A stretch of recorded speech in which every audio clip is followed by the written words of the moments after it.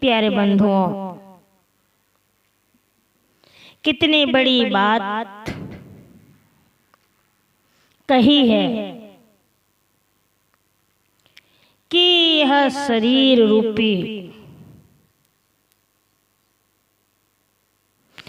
हमारा यह जो शरीर है, जिसमें जड़ बुद्धि का ताला लगा हुआ है और इसको बनाने वाला ही स्वयं अपने आप में है। तो यहाँ पर जो है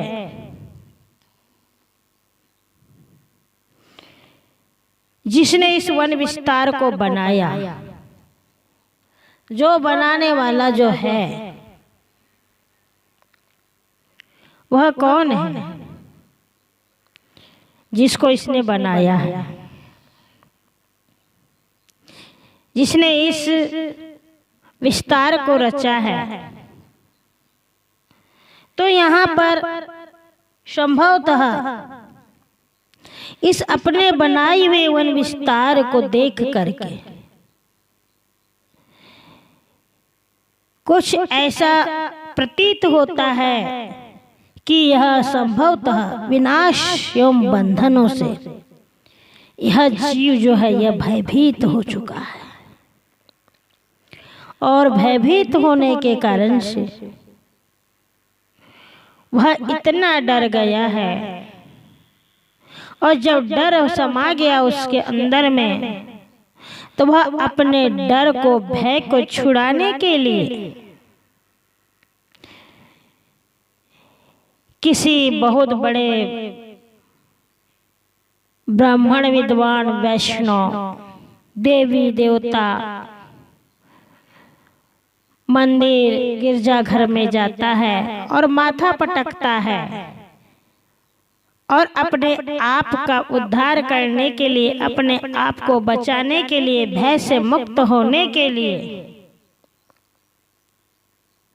वह कई देवी देवताओं की कामनाओं में उलझा हुआ है। परंतु जिस प्रकार से अगर एक चोर चोरी करने के लिए जाता है और सूरज निकल आता है, तो जब सूरज निकलता है तो अंधकार दूर हो जाता है, तब उसको चोर को चोरी करने का मौका नहीं मिलता और वह रोशनी से डरता है। इसी प्रकार से किसान जो है, किसान किसानी करता है, खेत में बीज बोता है, लेकिन अगर उस किसान के खेत में बीज ना पड़े, डंठल पैदा हो, तो उसको, किसान को किसानी करने से क्या लाभ हुआ? उसी प्रकार से मनुष्य ने बहुत कुछ कर लिया, उसने बहुत बड़ा विस्तार कर लिया, खूब पढ़ लिया, लिख लिया, लेकिन उसके अंदर में विवेक नहीं है, विवेक बुद्धि नहीं है। जिसकी बुद्धि सो चुकी है, जड़ बुद्धि हो गई है, तो अगर वह अपने कल्याण के इच्छुक हो तो उसको क्या लाभ मिलेगा? तो इस प्रकार से जैसे बिल्ली और चूहा दोनों एक साथ कैसे रह सकते हैं, दोनों का संग कैसे हो सकता है? तो ये शरीर जो है ये क्या है? माटिक कोट पाषाण कुताला। यह शरीर जो है, यह शरीर मिट्टी का कोट है और इसमें पत्थर का ताला लगा है। शरीर तो जड़ है और इसमें जो बुद्धि है वो भी जड़ है। तब जब हमारी बुद्धि भी जड़ है, ये शरीर भी जड़ है, और अगर हम कल्याण करने की कामना करते हैं तो ये संभव नहीं है। क्या हम उम्मीद कर सकते हैं क्या हमारे जीवन का कल्याण हो सकता है? कदापि नहीं। आदमी ने अपने जड़ शरीर में जड़ बुद्धि का ताला लगा रखा है, और जड़ बुद्धि का अर्थ होता है बिना विवेक किए कुछ भी मान लेना। ऐसे संसार के कितने मनुष्य जो मान लेते हैं कि कहीं देवी देवता, ईश्वर, गॉड, खुदा, कहीं परमात्मा है, और कितने लोग जो हैं सोचना, विचारना, चिंतन करना बड़े पाप समझते हैं। जिस तरह से हमने बताया था कि चोर जो है, चोर सूरज से इसलिए नफरत करता है कि उसके उगने पर उसको चोरी करने की कोई गुंजाइश ही नहीं होगी। इसलिए चोर हमेशा सूर्य से डरता है कि कहीं सूरज न निकल आए, रोशनी न हो जाए। कितने ऐसे लोग हैं जो बिना समझ के, सोच के, बिना विचार के, बिना निर्णय किए वचन और तत्व विवेकपूर्ण सत्संग और सद्ग्रंथों से दूर रहते हैं। और जब दूर रहते हैं तो उनके जीवन में ये जो कर्मकांड है यह हमेशा उमड़ पड़ता है। क्यों? क्योंकि उनके अंदर में तत्व ज्ञान नहीं है, विवेक बुद्धि नहीं है। तो इस प्रकार से ये जड़ता जो है ये हमारे लिए एक मृत्यु के समान है, और यह मृत्यु है। लेकिन हमारा जो ये जीवन है, ये जीवन गतिशील है। अंधविश्वास जड़ता है, चिंतन गतिशीलता है। तो सद्गुरु कहते हैं कि जड़ बुद्धि का जो ताला हमारे मन में लगा है इसको न लगाओ। सदैव विवेक, विचारवान, विवेकशील, हमेशा परख करके श्रेष्ठ बनो।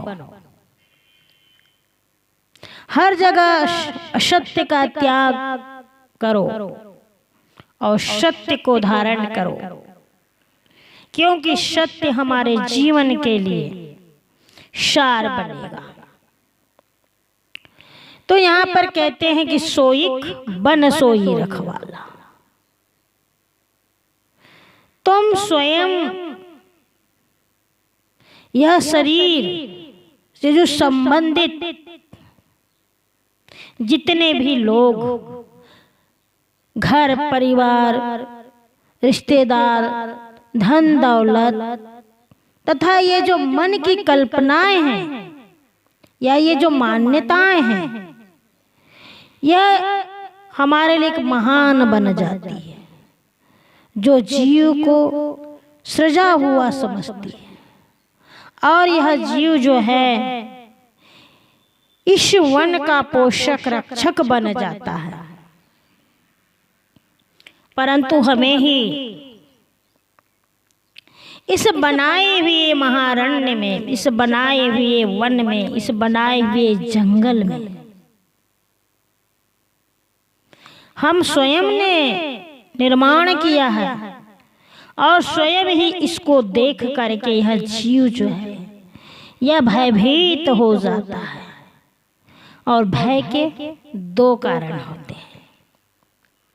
पहला कारण होता है नाश होना, और दूसरा होता है बंधन। तो नाश होने की जो संभावना होती है उससे भी मनुष्य भयभीत हो जाता है। और दूसरा कारण है बंधन, क्योंकि यह जीव स्वयं बंधन में बंधा हुआ है। तो यह शरीर जो है, ये हमारा शरीर कैसा है? यह शरीर तो नाशवान है, जो आज है कल नहीं होगा। यह धन है, दौलत है, ये भी नाशवान है। परिवार, कुटुंब, रिश्तेदार, ये सब नाशवान है। जितने भी संसार की भौतिक चीजें हैं, जो कुछ जीव ने बनाया है, यह सब नाशवान है और यही वन है। तो सब तो नाशवान है, इसके नाश होने की संभावना को लेकर के यह जीव जो है, यह भयभीत हो जाता है। जिनकी थोड़ी बुद्धि शुद्ध बुद्ध होती है, जिनके अंदर में विवेक दृष्टि जागृत होती है, जो विवेक करता है, जो विवेकशील प्राणी है, जिसके अंदर में विवेक है,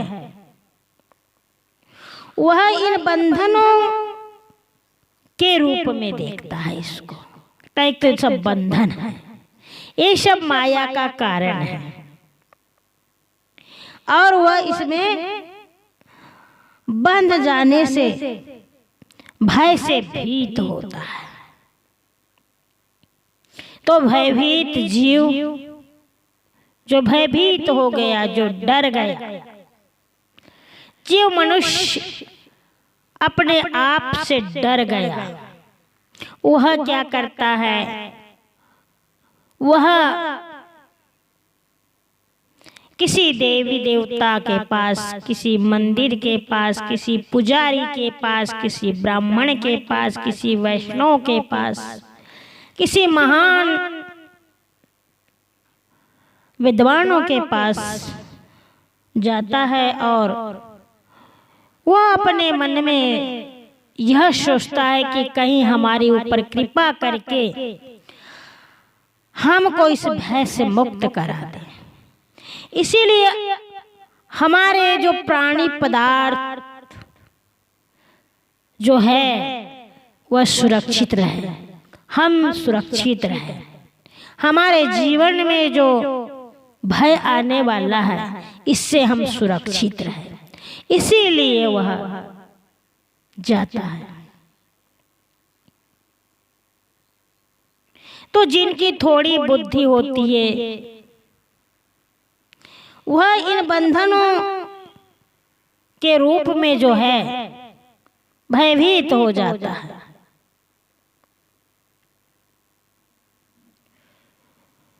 तो दोनों ही इस प्रकार से भेद रखते हैं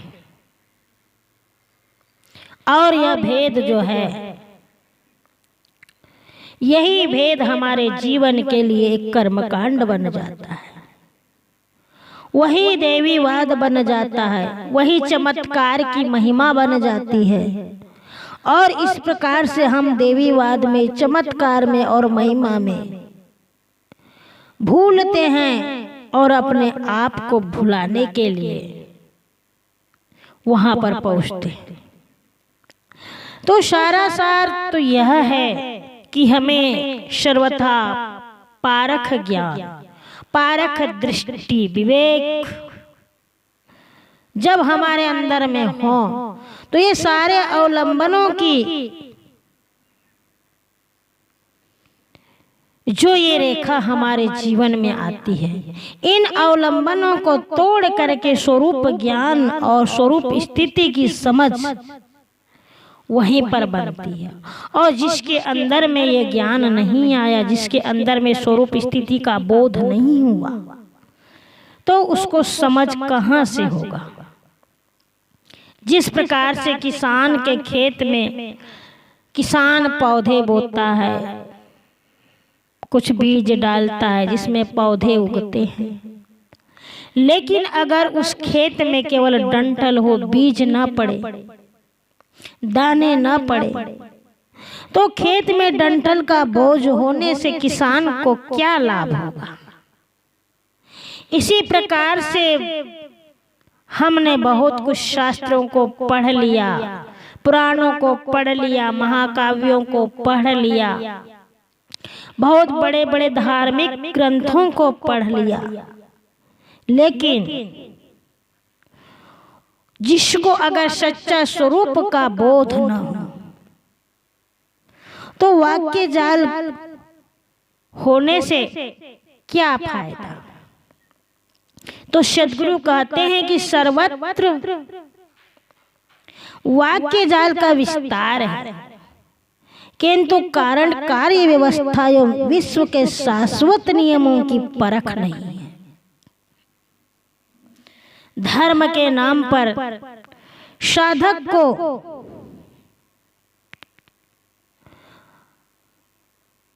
परम उन्मोखी होना पड़ेगा,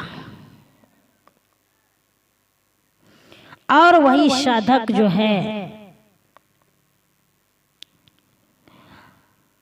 आगे की ओर अपने इस सद्मार्ग को चुन सकता है।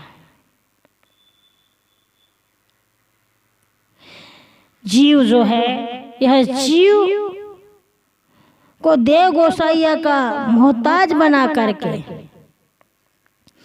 अपने स्वरूप को हमने वंचित कर रखा है। तो इस प्रकार से हमें अपने स्वरूप को नहीं भूलना है। इसलिए तो सद्गुरु कहते हैं कि हे मनुष्य, हे साधक, हे सज्जनों, तो इस वाणी जाल के झेलिक झेला को न पकड़, इसको छोड़ दे, क्योंकि यहाँ पर तुझे धक्का धूमि खाना पड़ेगा।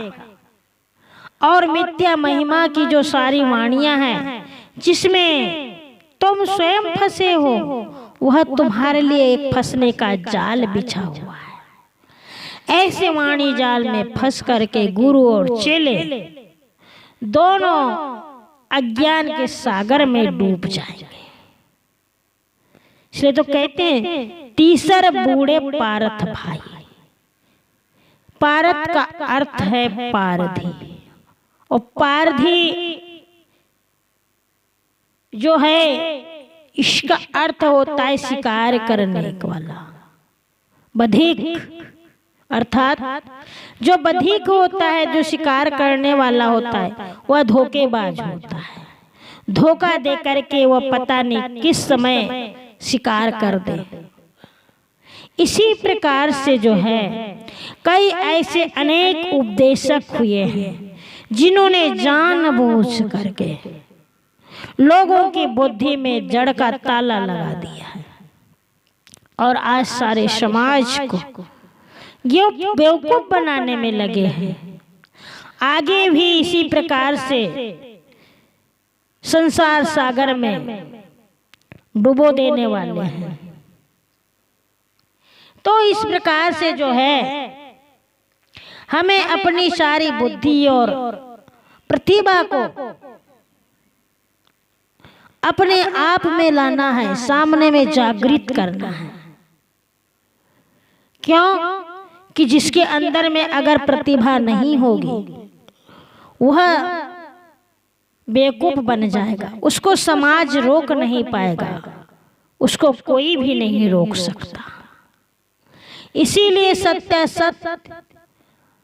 सत्य क्या है उसको अपने आप में पहचानना होगा, नहीं तो हम इन लोगों की वाचाल शक्ति में फंस करके कई प्रकार की ऐसी माचा सिद्धि, कर्म सिद्धि में फंस करके हम अपने जीवन को, सत्य वचन को बर्बाद कर देंगे।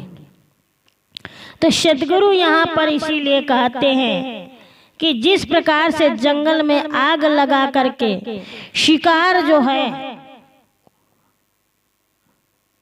वह शिकारी शिकार को घेर लेता है, और इसी प्रकार से जो है उन्हें मारने लगता है। वैसे ही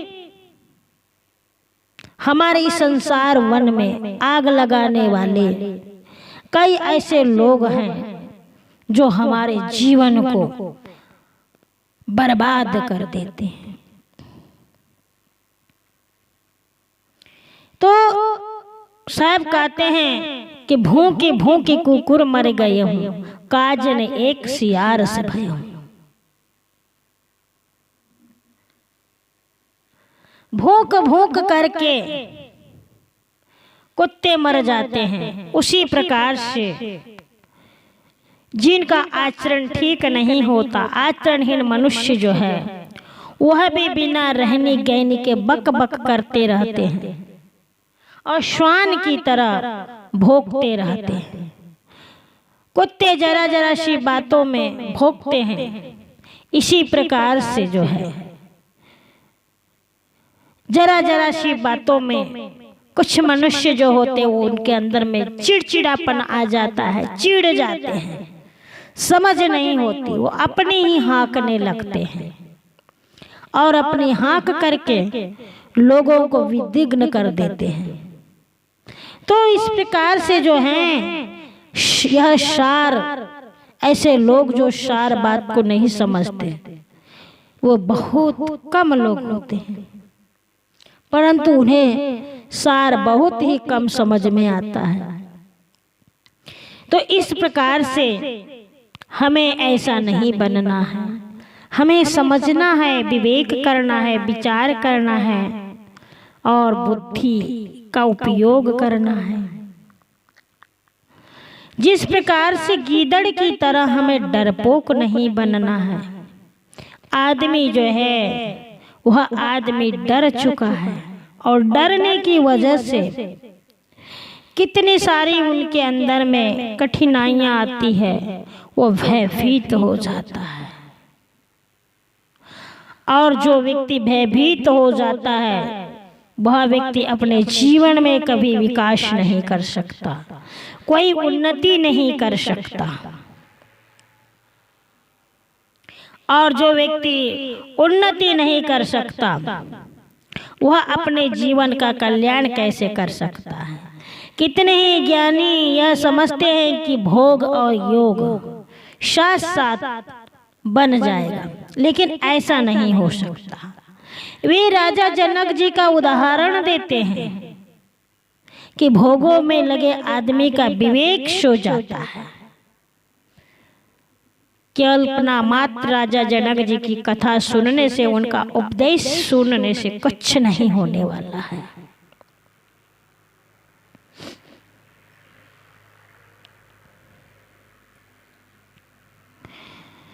तो इसीलिए हमारे जीवन में यह उपदेश जो है ये किसी काम का नहीं है। सद्गुरु कहते हैं कि यह बड़े आश्चर्य की बात है।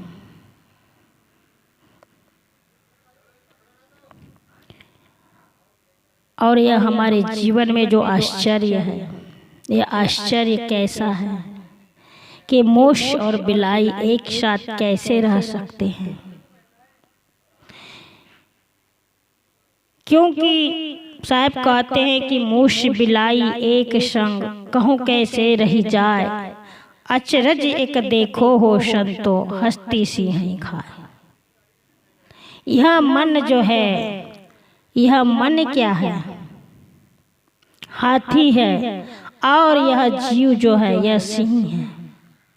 तो इस प्रकार से जीव मन को अपने अधीन रखा हुआ है और यह मन जो है, इस मन ने जीव को पतित कर दिया है।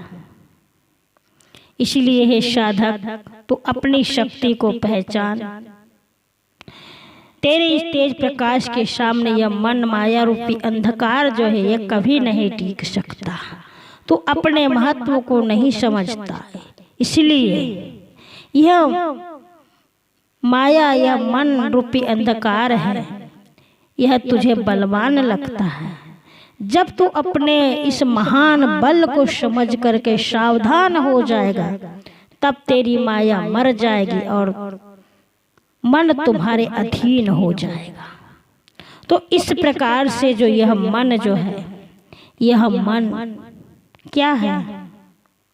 यह मन जो है यह हाथी है।